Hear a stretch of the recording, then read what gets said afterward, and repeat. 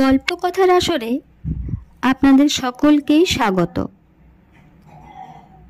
আজ আপনাদের জন্য শীর্ষেন্দু মুখোপাধ্যায়ের কলমে পুতুলওয়ালা। একটা চটের বস্তা কাঁধে নিয়ে আধবুড়ো লোকটা প্রায়ই পুরনো জিনিস কিনতে আসে। পুরনো বাসন, অচল ঘড়ি, অকেজো হারমোনিয়াম, ভাঙা দা কুড়ুল বা বাতিল বইপত্র যাই হোক। লোকটা ভারী রোগাভোগা, এলোথেলো চুল, রুখু দাড়ি, গায়ে ময়লা একটা গেঞ্জি, পরনে চেক কাটা সবুজ বা নীল রঙা লুঙ্গি, পায়ে তাপ্পি মারা একজোড়া চটি। কিন্তু নিত্যি নিত্যি তো লোকের ঘরে বিক্রি করার মতো জিনিস থাকে না, তবু লোকটা আসে। তারপর হাঁপ ছাড়ার জন্য বলাইদের বাড়ির খোলা বারান্দায় বসে একটু জিরোয়, একটু জল চেয়ে খায়, তারপর কোথায় যেন চলে যায়। আজও এসেছে লোকটা। বলাইদের বাড়ির বারান্দায় বসে থাকতে থাকতে কখন অজান্তে ঘুমিয়ে পড়েছে। আজ রোববার বলে দোকানপাট বন্ধ, তাই বলাইয়ের বাবা হরি সামন্ত আজ বাড়িতেই আছে। সে দুপুরবেলায় ভাত খেয়ে পান মুখে দিয়ে পিক ফেলতে বারান্দায় এসে দেখে লোকটার পাশে রাখা চটের বস্তার খোলা মুখ দিয়ে ভারী সুন্দর টুকটুকে একটা পুতুলের মুখ বেরিয়ে আছে। যেন খুব অবাক হয়ে চারপাশটা দেখছে, আর তার মুখে ভারী সুন্দর খুশিয়াল হাসি। হরি সামন্ত বিষয়ী মানুষ, দুনিয়ায় ব্যবসা বাণিজ্য ছাড়া সে আর কিছুই তেমন বোঝে না। না বোঝে গান বাজনা, না বোঝে শিল্প সাহিত্য, না বোঝে দয়া ধর্ম। পয়সাই তার মা বাপ, পয়সাই তার ঠাকুর দেবতা, পয়সাই তার জানমান। তবে আজ যেন তার কি একটা হলো। পুতুলটা দেখে আর চোখ সরাতে পারল না, অবাক হয়ে দেখতে লাগলো। দেখতে লাগলো তো দেখতেই লাগলো।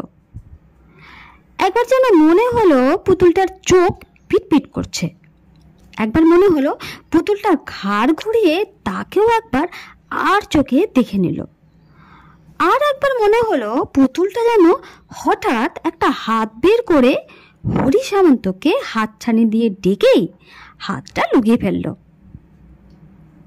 চোখের ভুলে হবে, তবুও হরি সামন্ত ব্যাপারটা উড়িয়ে দিতে পারল না। 7-5 ভেবে লোকটাকে ঘুম থেকে তুলে বলল, ওহে বাপু, পুতুলটা কি বেচবে নাকি? লোকটা হাই তুলে আড়ামোড়া ভেঙে অলস গলায় তাচ্ছিল্য স্বরে বলল, কেন, আপনি কিনবেন নাকি? যদি ধরো কিনতেই চাই। লোকটা এবার উদাস হয়ে বলল, আগে ও পুতুল বেচবার জন্য নয়, পদ্মপুকুরের বনেদি রাজবাড়ির জিনিস। অনেক কষ্টে অনেকবার টানা মেরে তবে পুতুল হাসি করা গেছে। এখনও পুতুল হাসানগঞ্জের বড় মানুষ গোপেনবাবুর জিনিস। তিনি 2000 টাকা হেঁকেই রেখেছেন। পুতুলের দাম 2000? শুনে হরি সামন্ত একটু মূর্ছমত হলো। মিনিট 2 বাদে মূর্ছ কাটিয়ে উঠে হরি বললে, কত যেন বললে বাপু? আর একবার বলবে নাকি? আগে 2000, তার উপর রাহা খরচ বাবদ আরো 100 ধরে রাখুন, মোট গিয়ে 2200 দাঁড়াচ্ছে কর্তা। একটু সামলে কর্তা, ফের যেন মূর্ছ যাবেন না। হরি মূর্ছ গেল না বটে, কিন্তু বড় মানুষের মূর্খামি দেখে একটা দীর্ঘশ্বাস ফেলল। আমি তো ভেবেছিলাম 20-22 টাকা হলেই তুমি পুতুলটা বেচতে রাজি হয়ে যাবে। আগে আমি গরিব মানুষ, এমনিতে পুতুল 20-22 হয়তো বেচে দিতাম, কিন্তু এ হলো চুক্তির ব্যাপার। তার উপর গোপনবাবু ভারী মেজাজি মানুষ কিনা, যা তাক করে দেখে রেখেছেন তা না পেলে কুরুক্ষেত্র করবেন। পয়সাওয়ালাদের মেজাজ কেমন হয় তা কি আর বলে দিতে হবে কর্তা? কথাটাই একটু আঁতে লাগলো হরি সামন্তর, কারণ পয়সাওয়ালা লোক সে নিজেও, তবে তার ঠাঁটবাট নেই বলেই সে তেমন কলকে পায় না। লোকে তাকে কেষ্টু বিষ্টু বলে ভাবলই না কখনো। গলা খাকারে দিয়ে সে বলল, তা সেই বড় মানুষ গোপীনবাবু কি পাগল? পাগল হতে যাবেন কোন দুঃখে? পাগল না হলে কোন বিষয়ে মুরব্বী মানুষ 2000 টাকা কবুল করে পুতুল কেনে? হে, গোপেনবাবুকে তুচ্ছ তাচ্ছিল্য করবেন না কর্তা। যেমন পয়সা তেমনি দিলদরিয়া মেজাজ। অনেকে পয়সা করে বটে, কিন্তু হাত দিয়ে জল গলে না। তা গোপেনবাবু তাদের মতো পিচেস নন। বাপের বেটা বললে বলতে হয় বটে গোপেনবাবুকে। পুতুল দিয়ে তিনি কি করবেন তা তিনিই জানেন। আমরা আদার ব্যাপারী, জাহাজের দাম জেনে কি হবে বলুন? তা তিনি তার পয়সার গরম দেখাতে হাতি কিনতে পারতেন, জাহাজ কিনতে পারতেন, হাওড়ার পোল বা কুতুব মিনার কিনলেই বা বারণ করছে কে? তা বলে একটা পুচকে পুতুলের জন্য 2000 টাকা, তার সঙ্গে রাহা খরচটাও ধরবেন কর্তা। তা না হয় ধরলুম, কিন্তু ব্যাপারটা কি বেজায় বাড়াবাড়ি হয়ে যাচ্ছে না বাপু? তা বাবু, আমরা গরিব গুবরো মানুষ, আমাদেরকে বড় মানুষদের বিচার করা সাজে? তারা কখন কি করবেন, কেন করবেন, তা আমি বলবো কি করে বলুন? তা বটে। লোকটা বিদেয় হলো বটে, কিন্তু পুতুলটার কথা হরি সামন্ত ভুলতে পারল না। এরকম জ্যান্ত পুতুল সে জন্মে দেখেনি। আহা, পুতুলটা কিনতে পারলে সে বাইরের ঘরের আলমারিটাই সাজিয়ে রাখত, সবাই দেখে ভারী অবাক হতো। কিন্তু পরের রবিবার লোকটা এসে বলল, বাবু, পুতুলটা শেষ অবধি গোপনবাবু কিনলেন না।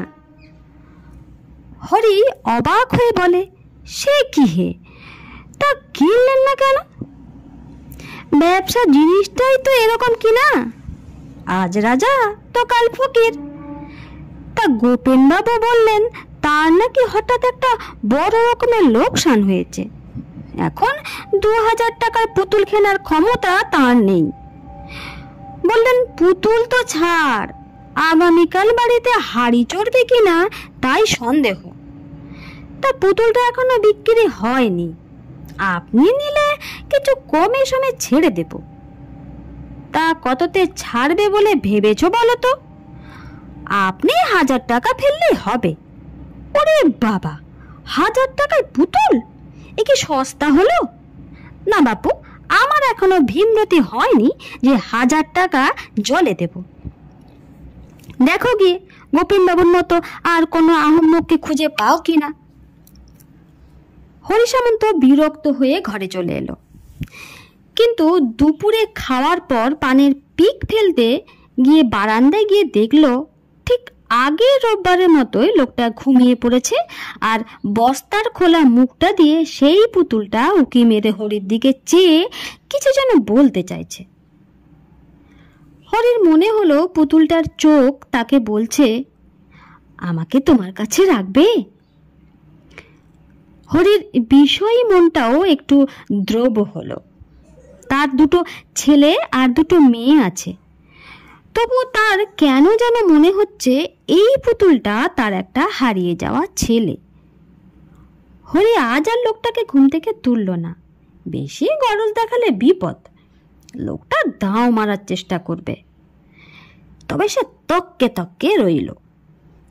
ঘন্টাখানেক বাদে লোকটা ঘুম থেকে উঠলে সে বলল, পুতুলটা যদি 1000 টাকায় বেচতে না পারো তবে আমার কাছে এসো। লোকটা ভ্যাবলা চোখে যে কিছুক্ষণ চুপ করে বসে রইল, তারপর বলল, আমি ঘুমিয়ে পড়েছিলাম। স্বপ্ন দেখলুম পুতুলটা মানুষের গলায় আমাকে বলছে, আমাকে তুমি এই বাড়িতেই রেখে যাও। তা বাবু, আমি ধর্মভীরু মানুষ, দুনিয়ার ভালো মন্দ তেমন বুঝি না, বিষয় বুদ্ধিও নেই, তাই ঠিক করেছি ও পুতুল আমি অমনি আপনাকে দিয়ে যাব, আপনাকে দাম দিতে হবে না। হরি থতমত খেল, এমনি দেবে? তোমার তো তাতে লোকসান হবে বাপু। ফিরিওয়ালা লোকটা হেসে বলল, না কর্তা, লোকসান কিসের? আমার লোকসানের হিসেবের আপনার মতো নয়। মন যাতে সায় দেয়, যাতে আনন্দ পায়, তাতেই আমার লাভ। 1000 টাকায় কি সে আনন্দ কেনা যায় কর্তা? নিন, এই পুতুলটা আপনার কাছে রেখে দিন। বিনিমাগনায় পুতুলটা পেয়ে আনন্দর চেয়ে অবাক ভাবটাই বেশি হলো হরি সামন্তর। লোকটাকে কি পাকে প্রকারে ঠকিয়ে দিল? লোককে ঠকাতে তার একটা আনন্দ হয় বটে, কিন্তু এখন সেই আনন্দটা হচ্ছে না। কিন্তু যাই হোক, হরি সামন্ত পুতুলটা আলমারিতে রেখে দিল। বেশ পুতুল, সুন্দর পুতুল। কিন্তু হঠাৎ তার বাড়ির লোক টের পেতে লাগলো হরি সামন্ত লোকটা যেন পাল্টে গেছে। বিষয় বুদ্ধি খুইয়ে বসে আছে তা নয়, কিন্তু আগে তার দয়া ধর্ম বলে কিছু ছিল না, দান ধ্যানের কাজ দিয়েও মারাতো না, বাড়িতে ভিখিরি এলে তাড়িয়ে দিত, মানুষ দায় দফায় এসে হাত পাতলে মুখ ফিরিয়ে নিত। এখন আর তা নয়, হাত খুলে দান ধ্যান করতে লেগেছে, পরের আপদে বিপদে গিয়ে ঝাঁপিয়ে পড়ছে। ভিখিরিরা এ বাড়িতে আসা ছেড়েই দিয়েছিল, এখন আবার আসতে লেগেছে। এমন অবস্থা হয়েছে যে তার বাড়ির লোকই এখন হরি সামন্তকে ঠিক চিনে উঠতে পারছে না। হরি সামন্ত নিজের মনে বেশ সুখেই আছে। আজকাল তার খিদে হয়, ভালো ঘুমও হয়। বিষয় চিন্তা করতে করতে মনে আনন্দ বলে কিছু ছিল না। এখন মাঝে মাঝে তার আনন্দ হচ্ছে, তবে একটাই দুঃখ, সে ঠিক করে রেখেছে সেই পুতুলওয়ালাটা এলে তাকে বলবে, এই বয়সে তোমাকে আর কষ্ট করে ফিরি করে বেড়াতে হবে না, তুমি আমার কাছেই থেকে যাও, তোমার জন্য থাকার ঘরও ঠিক করে রেখেছি। তা সত্যি বাড়ির একটা ঘর ফিরিওয়ালার জন্য সাজিয়ে রেখেছে বটে হরি সামন্ত, কিন্তু ফিরিওয়ালা অনেক দিন হলো আসছে না, কি হলো কে জানে। তবে এলে আর তাকে ছেড়ে দেবে না হরি সামন্ত, সে তৈরি হয়ে আছে মনে মনে। দিন যায়, ফিরিওয়ালা আসে না, ফিরিওয়ালা আর আসে